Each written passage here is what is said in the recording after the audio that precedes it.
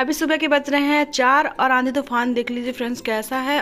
और यहाँ पे मेरा कृष्णा भी जग गया, लाइट भी नहीं है। हरे कृष्णा, कैसे आप सब? उम्मीद करती कि अच्छे होंगे। संडे का ब्लॉग है जिस दिन रात में बहुत ज़्यादा आंधी तूफान आया था और पानी भी गिर रहा था। इसके बाद से मुझे मायके आना था तो मैं ब्लॉग अपलोड नहीं कर पाई हूँ। अब आपके साथ सारे ब्लॉग अपलोड करूँगी। रात में देर रात तक लाइट नहीं आई, मैं इंतजार कर रही थी क्योंकि नींद नहीं आ रही थी। कृष्णा भी थोड़ी थोड़ी देर में उठ रहा था, गर्मी बहुत ज़्यादा थी। अभी सुबह के बज रहे हैं 6, लाइट अभी तक नहीं आई तो मैं उठ के थोड़ा सा टहलने गई। थोड़ी थोड़ी ठंडी ठंडी हवाएं चल रही थी लेकिन अंदर बहुत ज़्यादा गर्मी हो रही थी। मौसम बहुत ज़्यादा अच्छा हो गया था, ठंडी ठंडी हवाएं चल रही थी और सुकून मिल रहा था। ऐसा लग रहा था कि ठंडी है हल्की हल्की।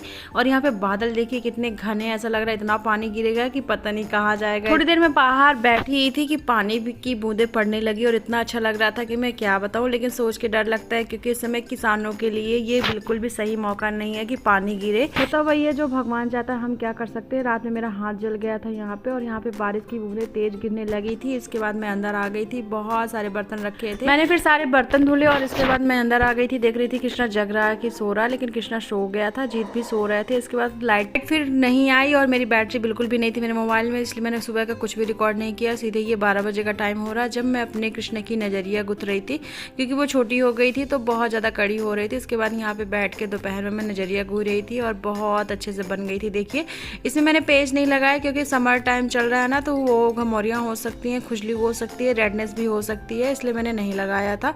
अब यहाँ पे हो गई है पैकिंग का टाइम क्योंकि मैं जाने वाली हूँ मंडे को अपने मायके। 3 महीने बाद जा रही हूँ। कृष्णा जब से हुआ तब मायके जाने का अभी तक नहीं बन रहा था। और ये देखिए मेरी इतनी सारी पुरानी डायरियाँ मुझे मिली है जो कि बिल्कुल भी लिखने का टाइम नहीं मिलता है अब। इसके बाद यहाँ पे मैंने बैग निकाला है और मुझे समझ में नहीं आ रहा है कि मैं कौन से कपड़े लेके जाऊँ, कौन से कपड़े नहीं लेके जाऊँ। यहाँ तो बहुत सारा पूरा कमरा बिखरा हुआ है और कृष्णा के कपड़े तो मत ही पूछो, समझ में नहीं आता कि कौन से ले जाओ कौन से रख के जाओ। मेरे पास जितने भी कपड़े थे समर वाले मेरे वो सारे मैंने रख लिए हैं और एक आध थोड़ा सा फुल साइज के कपड़े रखे हैं कि किसी दिन जैसे पानी इस समय गिर रहा है ना तो ठंड ना हो जाए, तो कपड़े तो रहने ही चाहिए। तो यहाँ पे मैंने बहुत सारे कपड़े कृष्णा के रखे हैं, कम से कम 2 वह कृष्णा के कपड़े हैं, उसके डायपर, उसका सामान, मतलब ये समझ लीजिए कितने सारे बैग दिखेंगे ना आपको पैकिंग में। सिर्फ एक मेरा ट्रॉली बैग है जिसमें मेरा सामान है, बाकी टोटल सामान कृष्णा का है क्योंकि समझ में नहीं आया मुझे कि मैं क्या रखूँ क्या नहीं रखूँ, इसलिए मैंने सारा कुछ रख लिया है। और यहाँ पे सारे कपड़े मैंने फोल्ड कर लिए हैं और इसको अब मैं बैग में रखूँगी। इसके बाद कृष्णा आ गया था फीड करने के लिए क्योंकि वो रो रहा था। मैं थक के मेरी हालत ख़राब हो गई थी तो यहाँ पे मैं लेट गई थी। थोड़ी देर मैंने थोड़ा आराम करने की कोशिश की लेकिन दिमाग में ये था कि मुझे कल जाना है तो मैं आराम नहीं कर पाई। इसके बाद मुझे थोड़ा सा काम था मार्केट जाने का, तो यहाँ पे मैं चली गई थी चूड़ी लेने क्योंकि मम्मी के लिए चूड़ी लेना है और मम्मी को किसी को देना है उनके लिए चूड़ी लेना है।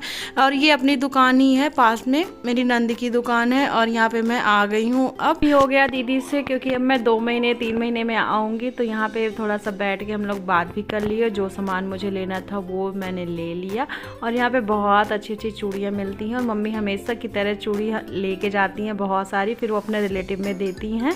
तो यहाँ पे मैं पहले सोची कि गाड़ी स्टार्ट करती हूँ, निकल जाऊँगी। सामने से माता जी आ रही थी, काली माता नाच रही थी, बहुत ज़्यादा भीड़ थी, इसलिए मैंने यहाँ पे गाड़ी खड़ी कर दी और मैंने सोचा मैं भी दर्शन कर लेती हूँ, इसके बाद मैं घर। दिमाग में टेंशन ये चल रही थी, मुझे 1 घंटा हो गया था आए क्योंकि मैं कृष्ण को घर में छोड़ के आई थी।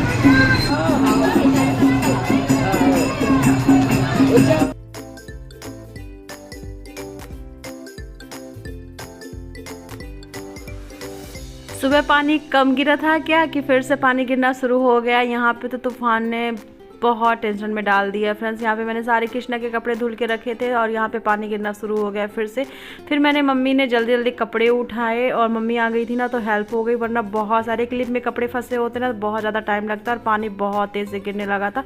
सारे कपड़े सूखे थे, मुझे लगा कि सारे कपड़े गीले हो जाएंगे फिर से और मेरी हालत देखिए ऐसे मैं लेके आई हूँ कपड़े मम्मी की साड़ी। कपड़े तो थोड़े बहुत ही गीले हुए थे लेकिन मैं यहाँ पे पूरी गीली हो चुकी थी क्योंकि देखिए पानी कितना सारा साड़ी में पड़ा। फिर दीदी आ गई थी तो यहाँ पे इतनी सारी शॉपिंग लेके आई क्योंकि दीदी के यहाँ शादी होने वाली है, तो यहाँ पे बहुत सारी साड़ियाँ लेके आई और ये रहा सरारा सूट उनके भांजे का। और यहाँ पे कौन सी साड़ी आपको अच्छी लग रही कमेंट करके बताइएगा। मिलती हूँ आपको बहुत जल्द मायका ब्लॉग में, तो यहाँ पे सारे कपड़े मैं फैला दूंगी। राधे राधे।